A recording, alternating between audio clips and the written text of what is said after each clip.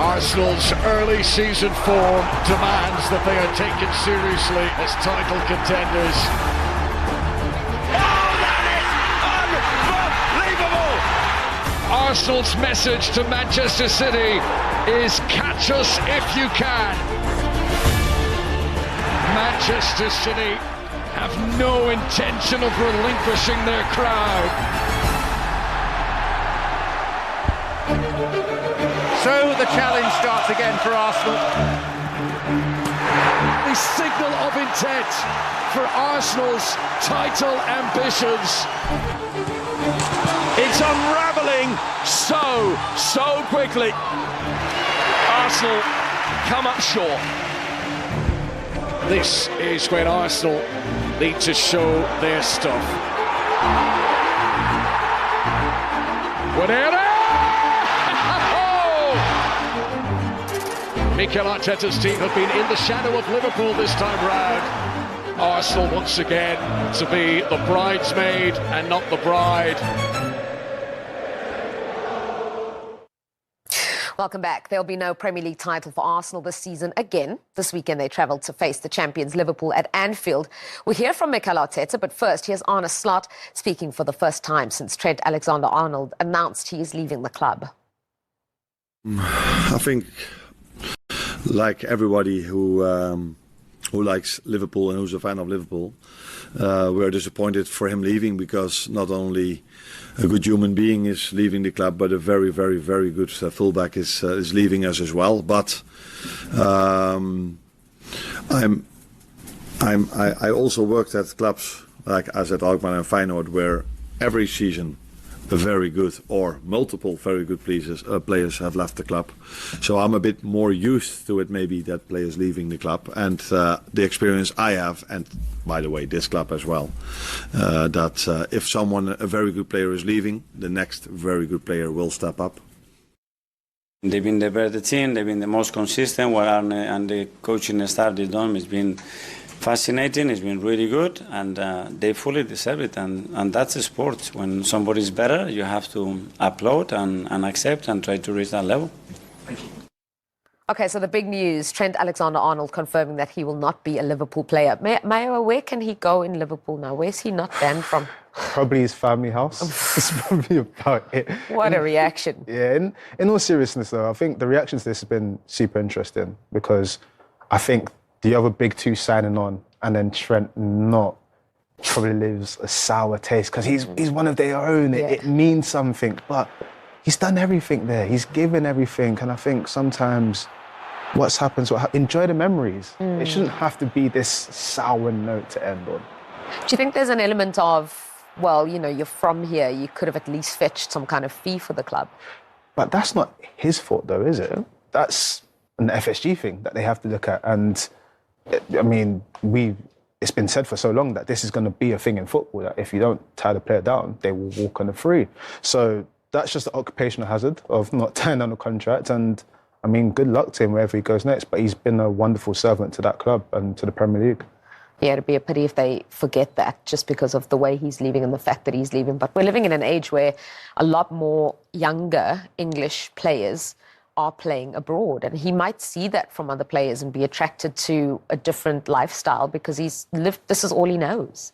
Yeah, I mean, like Mayo says, he's won everything. What more is there to do? Yeah, he's a local lad, but he's also seen heroes of his in the past, Steve McManaman, Michael Owen, leave the football club and go to Real Madrid. I mean, I think if you sat him down, obviously it's not confirmed he's going to Real Madrid, that's the rumour, but I think if you sit Trent Alexander-Arnold down, it's like 2 or 3 clubs he might leave his football club for. It's so minimal, but when kind of those giants of Europe come knocking, obviously Liverpool are a giant of Europe, but when you've kind of grown up in that city, you're drawn to other football clubs as well, and I think this is the right moment for him to be leaving the football club. I think it's the right decision for him personally to progress his career and to discover life elsewhere.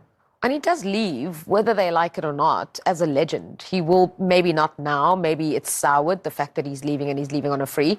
But he does leave as a legend. He's got the most Premier League assists for a defender of all time. Where do we think he ranks in terms of Premier League right-backs, or will that become more apparent with time, with hindsight?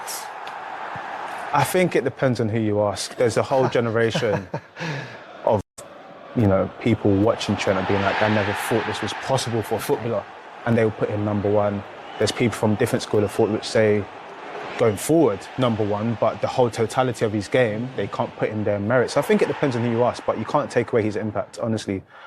For a right back to be that potent in attacking the technical ability, it's changed football in many senses. Now, a lot of people want a fullback that can put the ball anywhere, right? And it's because of his input. So you've got to give him his credit. He's so polarising, exactly because of what you said there. If you've got a defensive-minded person, they're going to be like, well, yeah, he was all right. But if you've got someone who you think, and I want my fullback to go forward and create chances, then he's the elite. He's the best in the business. So it depends which way you want to look at it. But all we can say is what we've seen and the moments he's created and what he's achieved at Liverpool has been outstanding. Loved playing with him. Oh, yeah. I wouldn't be bothered. Get beat 3-2 every week if I got 2. Yeah, Trent Alexander-Arnold. I feel like he's the one of the three we always thought was going to go. If they were going to get a hat-trick of all the players out of contract done, that would have been a minor miracle to get Virgil and to get most. Trent was the one most people expected to leave. What does that mean for Liverpool, though, and the future and that position? Well, they've got Conor Bradley there, so they obviously feel as though that they've got a successor to a certain extent. He won't fill exactly what Trent does. I don't think anyone in the world could. But I think there will be a position they try and strengthen this summer as well, as in just another one as well as Conor.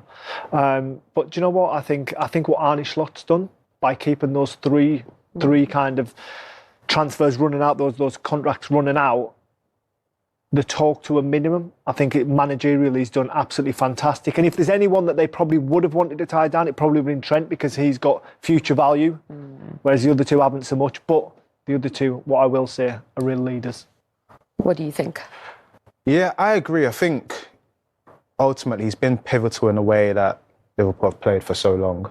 And this season, Liverpool have slightly tweaked the former club years. In fact, he's probably defined the way they play. They've probably based it around him, haven't they? Exactly. And what it allows a new manager to do is, that was what happened now. This year we tweaked it a little bit. Now we're not reliant on that anymore. And this is a manager that's going to get his opportunity to actually make signings. I'm intrigued to see what he envisages his fullbacks to be and what impacts that has on the team. Mo Salah, his whole game has changed a lot this season. So those subtle changes for a manager are quite exciting, and it means that he gets a step away from the Jurgen Klopp Liverpool. And one of those key chapters, which was Trent, that is pushed aside a bit. So I'm looking forward to it. I remember when they signed Robbo from Hull, and everyone thought, oh, what's this? But it turned out to be one of their best servants. Yeah. Did they make a signing like that? Did they go for a big name? We're yet to know, but it's exciting times for sure. Yeah, and it's exciting for Trent, even if it means he can't go anywhere. He's banned from every day. I'm opening social media and seeing where he's banned from. Couple of months ago, maybe in 2024, we thought that this had the potential to be a title decider. It's very different now for Arsenal falling short. They've had a nightmare week. They lost to Bournemouth, which means that top 5 position is not even guaranteed. That second place is not even guaranteed. They're knocked out of the Champions League semi-finals as well. Very, very tough week for Mikel Arteta. Yeah, super tough. Well, the worst week he could have went, kind of thing, when he was laid in bed on that Friday night, looking forward to the Bournemouth game. Exactly how he didn't wish it would have went, but unfortunately it has, and it's about picking yourself up and showing that character and that drive, and like you say, at the bare minimum, confirming Champions League football for next year, because we can see that they can go deep in the competition and they can challenge, but it's going to be tough. I think Liverpool will want to prove a point in this fixture. Yeah, a lot of interesting quotes coming out from Arteta after that Champions League defeat. I'm not sure what to make of it. What did you make of it? I think a lot of it is a defence mechanism. I mean, a lot of people still think that the trophy he won wasn't his trophy because of the nature of how he won it with the FA Cup. A lot of the talk is this team has been primed to win something, and it's again another season of not winning something. There's a lot of pressure on him, and this team's growing. It's got value. We're seeing players in that team show that they are of world level. So now you've got a manager that's dealing with I've fallen short of wanting to win a trophy. I've got players here that want to win things. People are questioning why I haven't delivered, especially after an amazing 2 legs against Madrid. It probably just all got to him, and he just wants to be like, we've done the best team in Europe, which is up for debate with a lot of people, to be honest. So I just think the pressure is a lot, and I think that's why in this game he has to be really careful, because Liverpool are going to want to prove a point. They're going to want to make sure that even though they've won the league, when we look back in history, they won it well. They beat their nearest contenders. Arsenal can't afford to just start slipping now. When we see it with Arsenal, every season there's a period of 3 or 4 games where the results got a bit funny and it changes the trajectory of their season. So they've got to get their ideas ready and be ready for a tough game. Yeah, absolutely. And obviously Liverpool now at Anfield for the first time since wrapping up the title. We know what happened last time out against Chelsea. They won't want to make that mistake again. While we're talking about Liverpool and shoring up defensive positions, Arsenal, undoubted, everyone knows what they need to buy this summer.